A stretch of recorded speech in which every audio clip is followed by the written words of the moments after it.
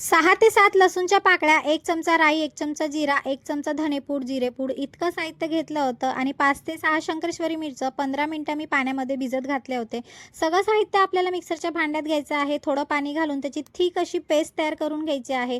एका डिशमध्ये ती घेतली आणि नंतर चवीपुरतं मीठ घातलं आणि साईडला करून दिलं होतं. नंतर घ्यायचं आहे आपल्याला हे वांगं. हे वांगं स्वच्छ धुवून घ्यायचं आहे आणि जसं मी व्हिडिओत दाखवते त्याप्रमाणे त्याला कट करून घ्यायचं आहे.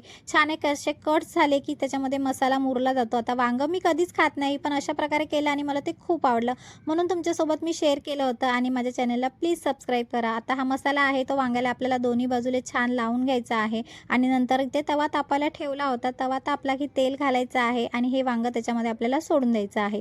वरनं घातलं होतं मी कोथिंबीर आणि लिंबू पिळला होता. लिंबू पिळल्यावर ह्याची चव अजून दुप्पट होते आणि छान असं आपल्याला खरपूस भाजून घ्यायचं आहे. थोडं नरम झालं की मस्तपैकी आपला वांगा शिजला. त्याची प्लेटिंग केली आणि छानपैकी भात किंवा चपातीच्या बरोबर खा, मस्त लागतं. चला बाय.